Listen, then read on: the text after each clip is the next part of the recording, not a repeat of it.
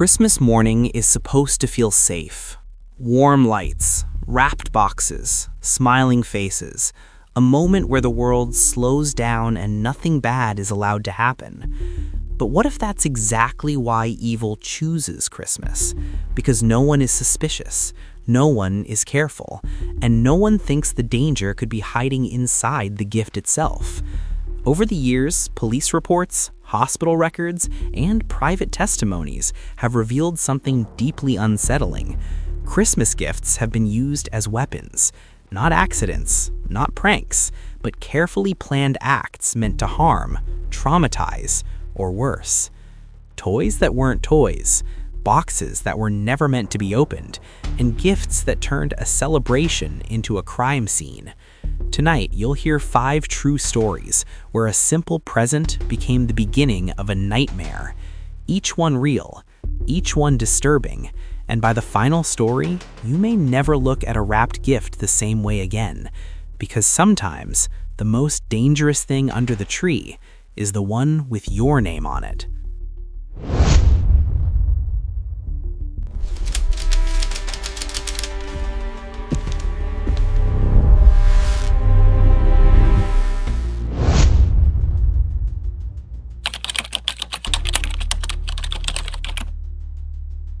Christmas Eve, 1998, Springfield, Missouri. 6-year-old Emily Carter believed in Santa with the kind of certainty only children have. She left cookies by the fireplace. She wrote letters in shaky handwriting. And that year, she asked for just one thing: a teddy bear. Big, soft, something to sleep with when the house went quiet. At exactly 6:12 a.m. on Christmas morning, Emily screamed. Her parents thought it was excitement at first, until the screaming didn't stop.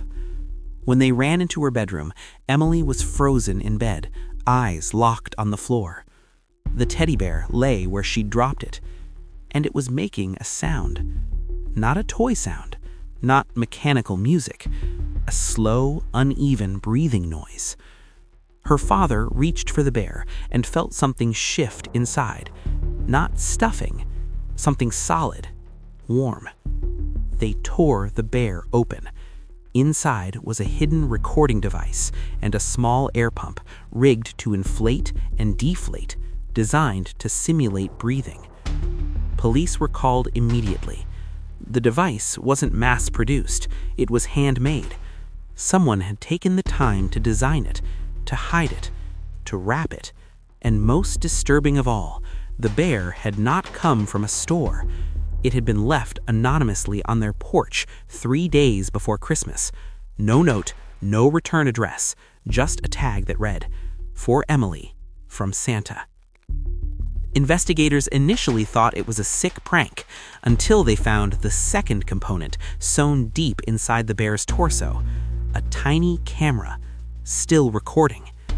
The camera inside the teddy bear had been recording for 3 days, not constantly, but in short, timed bursts, enough to capture Emily's bedroom, her bed, her doorway, and the hallway outside. Detectives from Springfield PD quickly realized something chilling. This wasn't surveillance for theft. This wasn't a prank meant to scare. It was observation. The footage showed Emily sleeping, her parents checking on her at night, the exact moment her bedroom light went off, the moment the house became quiet. Someone had wanted to learn their routine. The device itself was advanced for the late 1990s. Custom wiring, careful insulation, professionally concealed seams. Whoever built it didn't rush. They planned. The question was, who? When officers examined the porch footage from a neighbor's security camera, they noticed something strange. The person who left the gift never knocked. They didn't ring the bell. They didn't wait to be seen. They placed the box carefully, then stood there for almost 30 seconds, staring at the front door, before walking away. No car, no visible face, just a tall figure wearing a Santa jacket, not a costume, a jacket. The kind sold to mall Santas or seasonal workers. The break in the case came 2 days later. A local toy store owner called police after seeing the story on the news. 3 weeks earlier, a man had come in asking questions, very specific questions. Did they sell teddy bears with removable stuffing? Were the seams easy to resew? Did they ever repair toys in-house? He didn't buy anything, but he spent nearly an hour examining a bear identical to Emily's. Security footage showed him clearly, and someone recognized the face. The man was identified as Richard Hale, age 42, former mall Santa, former daycare volunteer, former family friend, and someone Emily's parents hadn't thought about in years. Richard Hale used to live 2 houses down. He babysat Emily once, just once, before her mother decided something felt off. He moved away shortly after. No charges, no record, just an uneasy memory that time buried. Until now. Police tracked Hale to a rented storage unit on the edge of town. Inside, they found sewing kits, electronics parts, batteries, microphones, 2 more teddy bears, and a notebook labeled Gift Ideas. One page was circled. Breathing makes them trust it. Another line underlined twice. After Christmas, they stop checking. At the back of the unit stood a large red box, wrapped, labeled, Emily, Jan 2. Inside was another bear, bigger, heavier, and this one contained something Hale never got the chance to use. Police never publicly disclosed what was inside, only this statement. Had the first device not been discovered, the outcome would have been fatal. Richard Hale was arrested quietly. No press conference, no long trial. Emily's family moved within a month. Emily stopped sleeping with stuffed animals forever. And to this day, her parents say the hardest part wasn't the device. It was the realization that the bear wasn't meant to scare her. It was meant to make her feel safe. December 23rd, 2006, Cedar Rapids, Iowa. The Miller family was known for doing Christmas big. Decorations before Thanksgiving, lights visible from the highway, and gifts stacked so high under the tree they blocked the fireplace. So when Ethan Miller, age 14, found a small, wrapped box sitting on his bed that morning, no one thought twice. The tag read, "Open early. Love, Uncle D." Ethan smiled. Uncle Darren was the fun one. Always late, always loud, always bringing weird gadgets and novelty gifts. The box was unusually heavy for its size. Inside was a digital desk clock, black casing, red LED numbers. Already on, already counting. At first, Ethan thought it was broken. The numbers weren't showing the time, they were counting down from 72-000. 72 hours. Exactly 3 days. He laughed it off, probably some kind of prank clock. When he flipped it over, he noticed something odd. The battery compartment was sealed shut. No screws, no latch, just glue. Ethan brought the clock downstairs. His parents barely looked up. Christmas week was chaos. Shopping, cooking, relatives flying in. His mother glanced at it and said, probably one of those novelty countdown things. But Ethan couldn't shake the feeling. The ticking wasn't loud, but it was constant. Not mechanical, electronic, precise. That night, Ethan woke up at 3:17 a.m. The room was dark. The clock glowed red. 61:42:18. And beneath the numbers, something hadn't been there before. A message. Scrolling. Still time. Ethan sat up, heart racing. He hadn't pressed anything. He unplugged the clock from the wall. The numbers didn't stop. The next morning, his father tried calling Uncle Darren. Straight to voicemail. That wasn't normal. Darren never missed calls, especially around Christmas. By noon, the clock read 58:03:11. Another message appeared.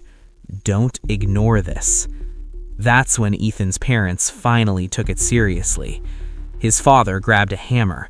One hard swing should have shattered it. Instead, the casing barely cracked. Inside wasn't wiring like a normal clock. It was packed, dense, military-grade insulation, and something else, something cylindrical. The police arrived within minutes.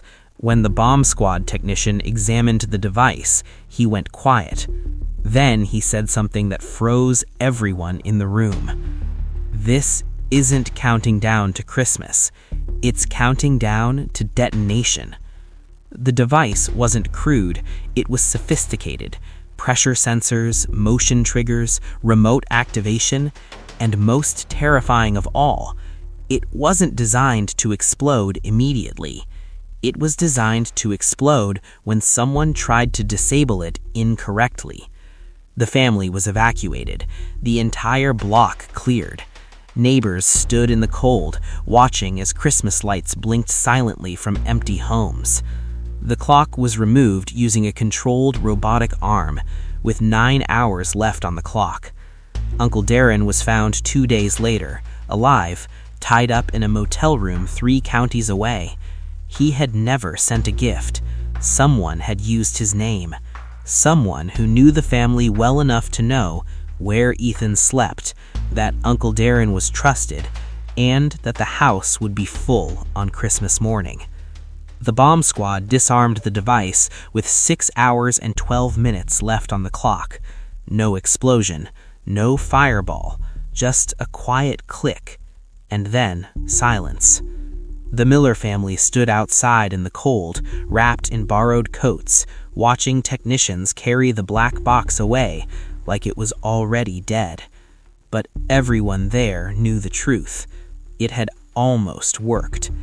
Back at the station, investigators opened the clock completely. Inside wasn't just an explosive, there was a memory module. When they extracted the data, they discovered something disturbing. The clock had been programmed to log interactions. Every time someone looked at it, every time it was moved, every time Ethan picked it up and carried it through the house. Someone wanted proof that the gift had been opened.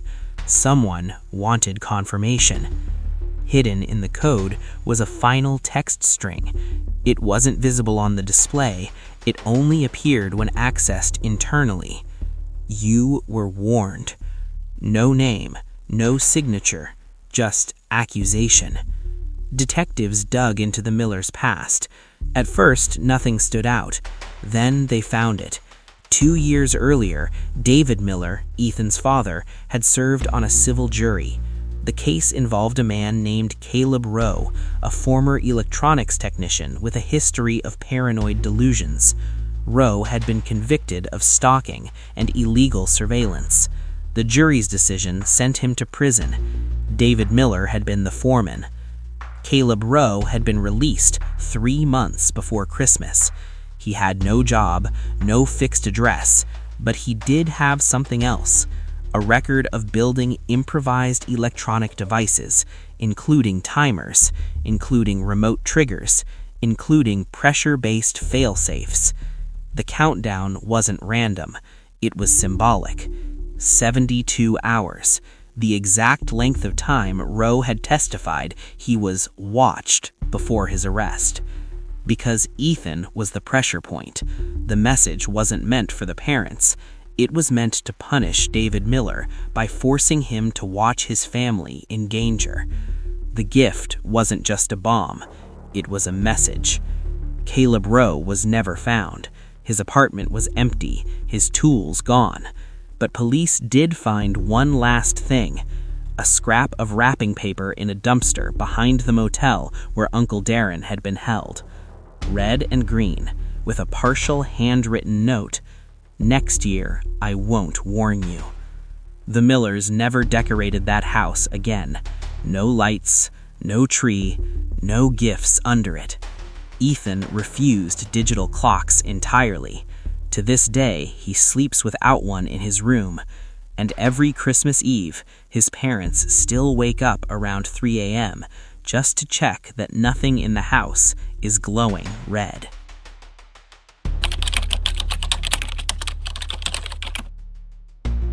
December 24th, 2013. Raleigh, North Carolina. The gift was already under the tree when Lauren Whitfield woke up. That wasn't unusual. Her husband, Mark, loved surprises. He believed Christmas presents should feel personal, something emotional, something meaningful. The box was medium-sized, wrapped neatly in silver paper. A red ribbon tied so perfectly it looked practiced. The tag read, "For Lauren, from someone who loves you." Mark was still asleep. Lauren assumed it was from him. She shook the box gently. Nothing rattled. It was heavier than she expected. Inside, wrapped in layers of tissue paper, was a wooden jewelry box, old-fashioned, hand-carved, smelled faintly of varnish. Inside the lid was a small engraved plate. "I see you." Lauren laughed nervously. Mark had a strange sense of humor. But when she asked him about it later that morning, his face changed. He hadn't bought it, he hadn't wrapped it, and he definitely hadn't written that message. Inside the jewelry box was a flash drive, black, unlabeled. Mark wanted to throw it away immediately. Lauren didn't. Curiosity won. They plugged it into their laptop. The first file opened automatically. A video. It showed Lauren, not posing, not aware, just living, walking into her office building, unlocking her car, standing in her kitchen late at night, scrolling on her phone. Some clips were filmed from outside the house. Others were filmed from inside, from angles that made no sense. The final clip ended with the camera lingering on Lauren's bedroom door for a long time. Someone had been in their home, not once, repeatedly. The timestamps stretched back 6 months. This wasn't a threat made in anger. It was obsession. At the bottom of the jewelry box, taped beneath the velvet lining, was a folding piece of paper. Lauren's hands were shaking when she opened it. "You never noticed me before, but I've always noticed you. This is my way of finally being seen." There was no name, only a date written underneath, December 31st. The police arrived within 20 minutes. By the time they finished watching the footage, no one in the room was speaking, not because they didn't know what to say, but because the implication was too heavy to process. Someone hadn't just watched Lauren, they'd studied her. Crime scene technicians searched the house inch by inch. No broken locks, no forced entry. Then they found it, a small scrape near the back door's deadbolt, barely visible. Someone had copied their key, and judging by the wear on the lock, it had been used many times. The footage revealed something worse. Several clips were filmed from inside the attic crawl space. The angle looked down through the air vent, straight into Lauren's bedroom. There was no camera left behind. Whoever recorded the footage had removed everything. They knew how to clean a scene. A digital forensics expert examined the files more closely. Hidden metadata revealed a Wi-Fi signature, not Lauren's, not Mark's. It belonged to a neighbor's router, one close enough to connect without suspicion. 2 houses down lived Evan Pierce, age 29, quiet, polite, worked from home in IT security. He waved when he saw them, helped shovel snow, never raised a concern. When police knocked on his door, he answered calmly, too calmly. Inside Evan's house, officers found backup drives labeled by date, photos of Lauren printed and filed, a copy of their house key, and wrapping paper identical to the gift. And on his desk, a calendar, December 31st, circled in red. Under it, written neatly, "She will finally understand." Evan didn't resist arrest. He didn't deny anything. He said he chose Christmas because people open their hearts then. They accept things they normally wouldn't. The gift wasn't meant to scare Lauren. It was meant to prove devotion. Before being taken away, Evan asked one question. Did she watch all the videos? When officers didn't answer, He smiled, because there was something they hadn't discovered yet. A second flash drive, already hidden, already delivered. Lauren and Mark moved out within a week. They changed cities, jobs, numbers. But Lauren still refuses to accept gifts without knowing exactly who gave them. And every December 31st, she checks her inbox, just in case.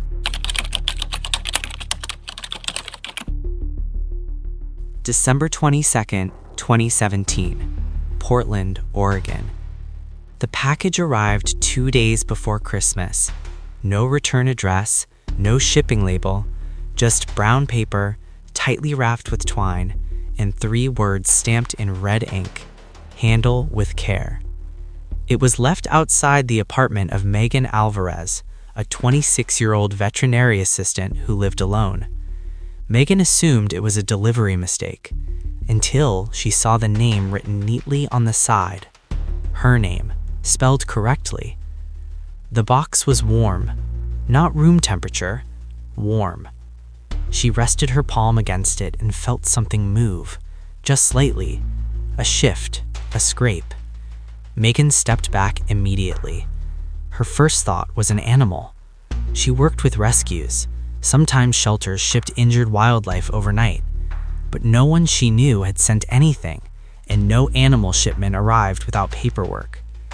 As she debated what to do, the box made a noise.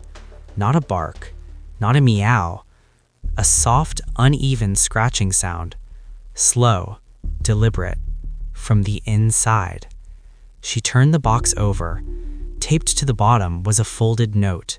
"You saved them. I thought you'd save this one too." Megan's stomach dropped. She called animal control. Busy. She called the police. They told her if it was an animal, she should contact local services. No urgency, no response. The scratching grew louder. That's when she noticed it.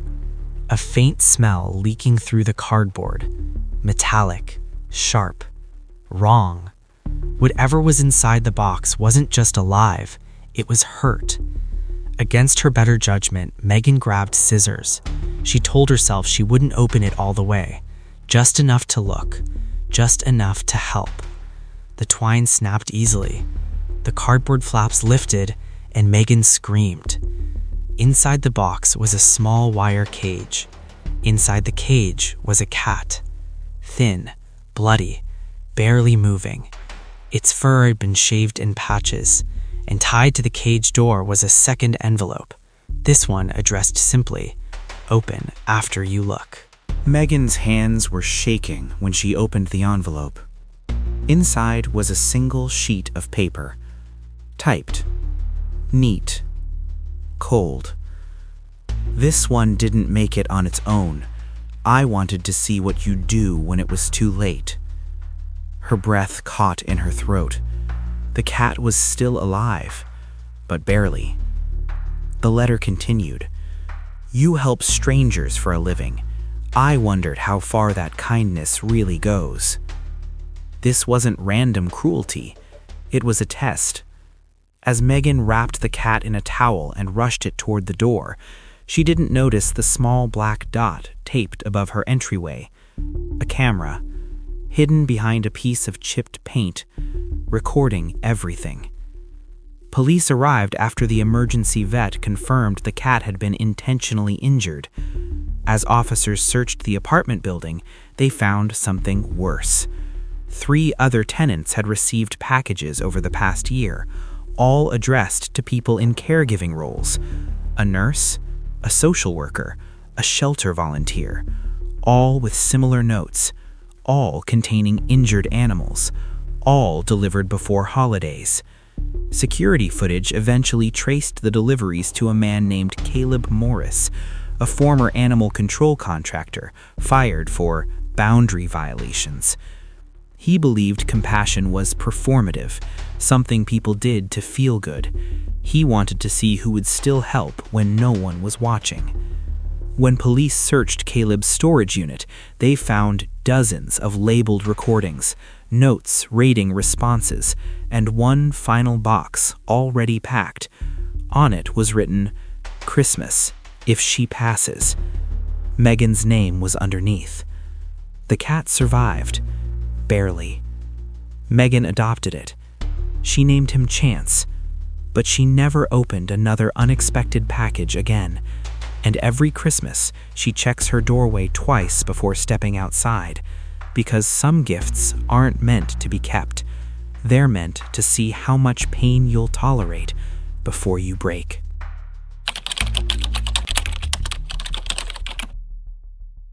December 25th, 2019, Cleveland, Ohio. The gift was handed directly to Nathan Brooks during Christmas dinner. No porch drop, no shipping box. Just a neatly wrapped present placed into his hands by his older brother, Eric, in front of everyone. Their parents, their spouses, their kids. "Go ahead," Eric said, smiling. "Open it now." Nathan and Eric had grown up inseparable. Same schools, same friends, same house. Eric was the protector, the responsible one. So when Nathan felt the weight of the box, dense, heavier than expected, he didn't think danger. He thought sentiment, something meaningful.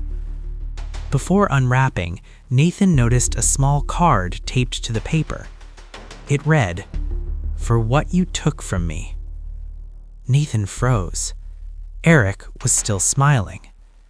Nathan laughed nervously. "Very funny." Eric didn't laugh back. "Open it." Everyone watched. The kids leaned closer. Nathan peeled the paper away. Inside was a wooden box, handmade, locked. Eric reached into his pocket and placed a small brass key on the table. "It only opens once," he said. Nathan hesitated, then unlocked it. Inside the box were photographs, printed, dozens of them. Nathan recognized the woman instantly, Eric's wife. The photos showed things Nathan had never meant anyone to see. Private moments, stolen moments, moments Eric wasn't supposed to know about. The room filled with confused murmurs. Eric finally spoke. "She told me everything," he said, calmly. "She told me it was you." At the bottom of the box was a final item, a small digital recorder. Eric pressed play. Nathan's voice filled the room. Confessions, messages, promises, proof. Eric had been collecting it for months, waiting, saving it. Eric looked around the table. "I wanted witnesses," he said. "I wanted everyone to see who you really are." Then he leaned closer to Nathan and whispered, "And now you get to live with it." There was no violence, no shouting, just silence. Nathan left the house and never returned. Eric filed for divorce 2 weeks later. And every Christmas since, that family sets one less place at the table. Because some gifts aren't meant to hurt the body. They're meant to destroy everything else. 5 gifts. 5 Christmases ruined forever. And what makes these stories truly terrifying isn't the objects themselves, it's the intention behind them. Because the scariest gifts aren't bombs, or cameras, or boxes that move. They're the ones given by people who know exactly how to hurt you. So before you open your next present, ask yourself, do you really know who gave it to you? Now I want to hear from you. Which story disturbed you the most and why? Would you have opened the gift or walked away? Drop your thoughts in the comments. I read every one. If these true stories kept you watching till the end, like the video, subscribe, and share it with someone who loves dark mysteries. You're watching Shadowline Mysteries, where every shadow has a story, and some gifts should never be opened.